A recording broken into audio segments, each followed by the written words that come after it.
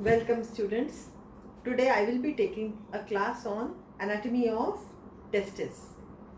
So you know very well this testis is the male gonad, yani male reproductive organ, main organ which is going to produce sperms, analogous to ovary in females. So first of all, where is it located? It is located outside the body cavity, that means in the scrotum.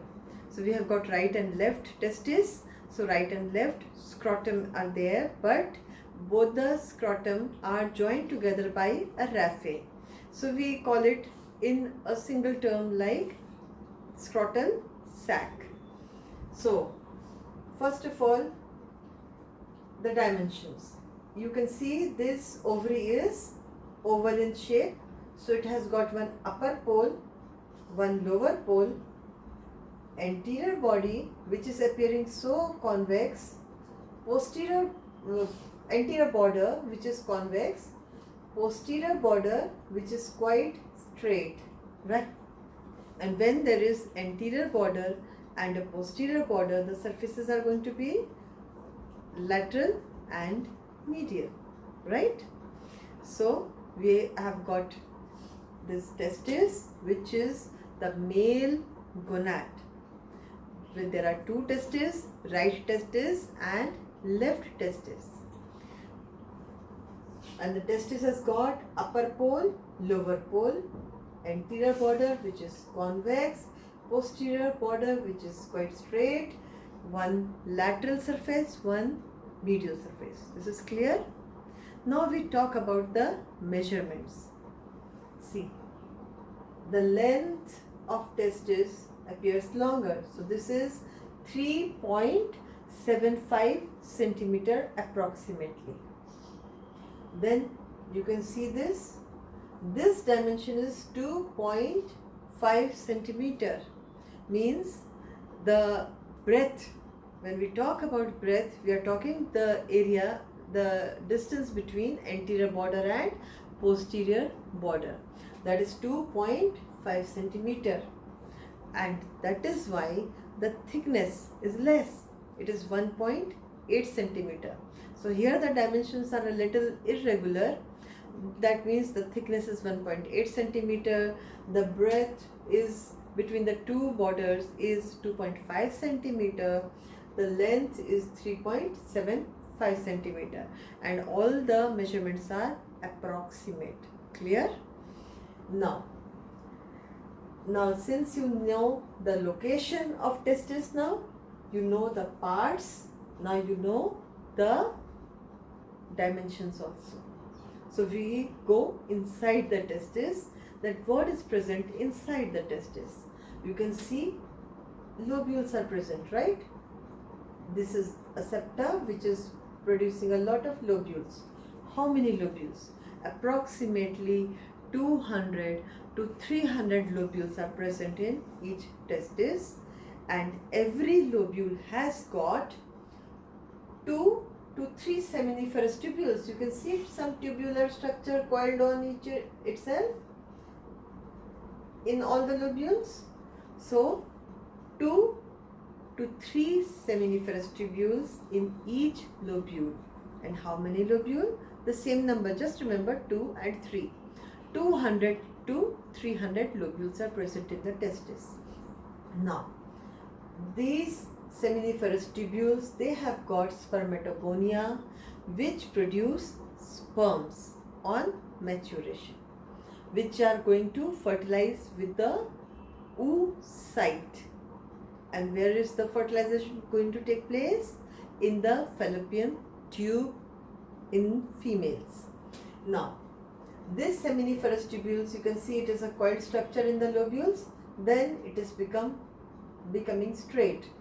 So these are the straight tubules. How many? Around 20 to 30 straight tubules. Okay. Now they join together and again form a network of tubules. And network is called retitestis. Okay, the name of the tubules is, this network of tubules is called reti testis. But this network cannot go on, so again it gives out some straight tubules. Now these are efferent tubules. Efferent tubules are also approximately same in number as the straight tubules, but the lower number starts a little lower. Means the straight tubules were 20 to 30. Here the efferent tubules are 12 to 30. Okay? And these efferent tubules, they join together and they become coiled on each other, and then they form the head of epididymis, and then the rest of the epididymis, body of epididymis, tail of epididymis, which now forms the vasa deferens. Okay? Now, this much you have understood, but there are some coverings of testis also. There are 3 coverings. The outermost covering is called tunica vaginalis. The name is a little misnomer. It has got nothing to do with vagina, but it is nothing but peritoneal fold. Okay? So the peritoneal fold, which precedes, when this testis, it descends in the scrotum, the tunica vaginalis is the fold of peritoneum which is preceding it, means it is coming first, and behind it is the testis, and the testis is going to invaginate in that tunica vaginalis, and that is why the tunica vaginalis covers the testis completely but doesn't cover its posterior border completely, because from behind the testis is invaginating in the tunica vaginalis, which is a peritoneal fold. So it has got 2 layers, visceral and parietal, just like peritoneum anywhere. The layer towards the testis is the visceral, and towards the scrotum is the parietal layer. Okay? Now, the next layer is tunica albuginea, which is giving these septa. You can see the septa which are forming the lobules. You can see it is so thick. So tunica albuginea is a thick fibrous covering of the testis, which is covering the testis all around, and the innermost layer of covering is tunica vasculosa, which is highly vascular in nature, and it is embedded in the outer surface of the testis. So these were the 3 layers of testis. Now, what is after that? I always say in anatomy, we should know what is the blood supply, what is the venous drainage, what is the lymphatic drainage, and the nerve supply. So here, since it is testis, the artery's name is testicular artery, because there are 2 testes, so 2 testicular arteries, right and left. Both the testicular arteries are direct branches of abdominal aorta, and because there are 2 testes, the level is L2. Okay? Lumbar region, see, from there the arteries are descending down. The venous drainage is going to be through the testicular veins, but before the testicular veins are formed, just like this reti testis, a network of these tubules, we have got a network of veins, and that is called pampiniform plexus of veins, which join to form the right and left testicular veins. The right testicular vein, it will open directly in the inferior vena cava, but the left testicular vein, it will not open directly in the inferior vena cava. It will first open in the left renal vein. Then the left renal vein, that will open in the inferior vena cava. Okay? Now, lymphatic supply. The lymphatics are drained by the lymph nodes present in pre-aortic and para-aortic region. So the pre-aortic and para-aortic lymph nodes are the draining lymph nodes of testis. Now the nerve supply. usually we have always got two kind of nerve supply everywhere. In females we had read parasympathetic and sympathetic, but here we have got only the sympathetic nerve, which is doing the dual action. That means the efferent as well as afferent action. So the nerve supply is the sympathetic nerve supply. Now, a very important point or a very important topic which in itself can form a question is descent of testis, because the testis is formed in lumbar region and it is descending outside the body cavity. So how and when it occurs and what are the reasons for that?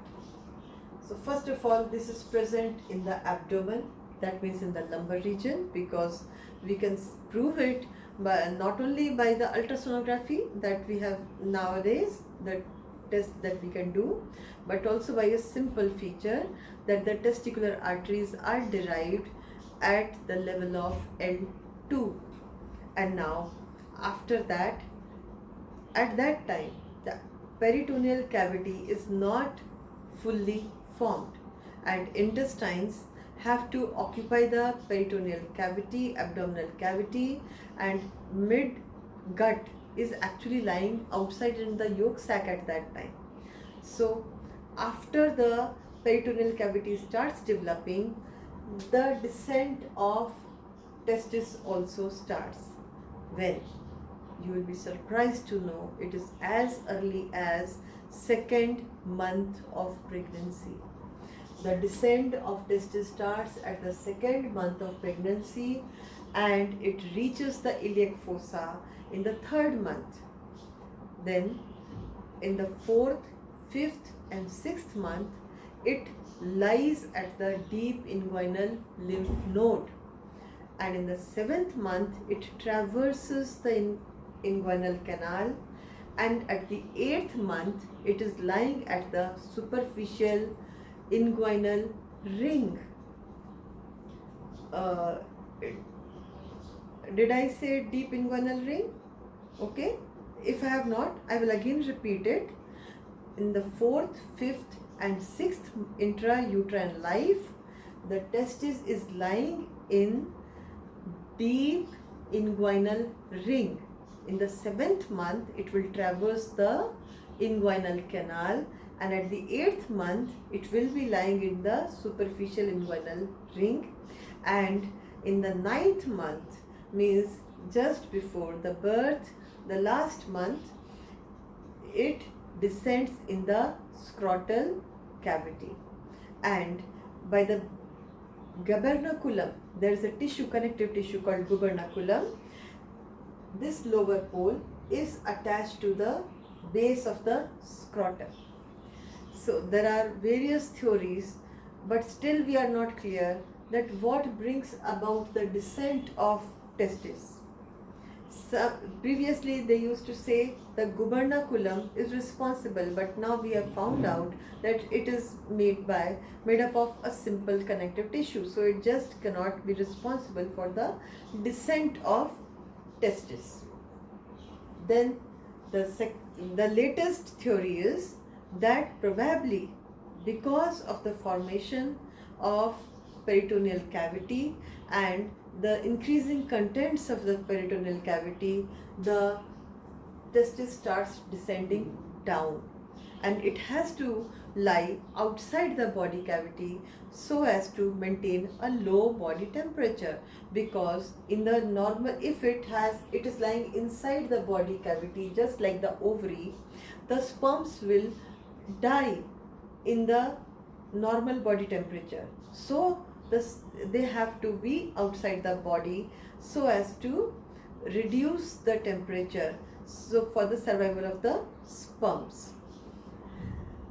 Another theory that has been floating is that probably the hormones are responsible for the descent, but still we are not really clear why the descent occurs, but it does occur because the testes are formed in the lumbar region and they descend outside to lie in the scrotum. Now the applied anatomy. Applied anatomy means all the clinical problems that can be there. There are a lot of them. Number one is undescended testis. If the testis does not descend down, it can lie at any place. So that is undescended testis. Then there can be cryptorchidism.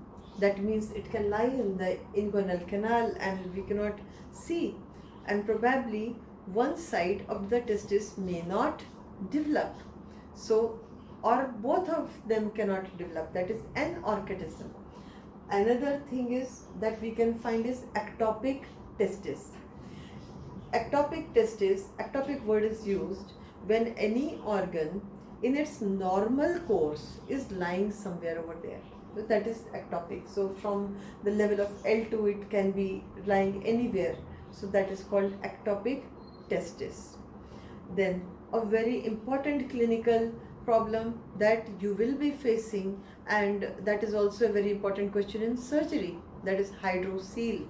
As I have told you, the outermost layer is tunica vaginalis, and tunica vaginalis is nothing but a peritoneal fold, and so it is connected with the peritoneal cavity, and so the fluid can accumulate between the two layers because it has got two layers, visceral and parietal. So if the fluid is filled in this two layers of the tunica vaginalis, the condition is called hydrocele. So students, I think you have understood about the testis, about its applied anatomy. It is very simple. So study properly, concentrate and try to take interest in your topic, and you will not find any topic difficult. Okay? Thank you.